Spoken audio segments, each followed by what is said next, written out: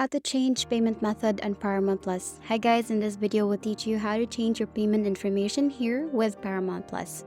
So here we're at this help center, and all you have to do if you're using your computer and watching shows at Paramount Plus, all you had to do if you're subscribed with Paramount Plus, simply visit at paramountplus.com, and on your desktop or laptop you just simply click on edit billing, and then you go to payment information, and from there you'll be able to change or update your payment method.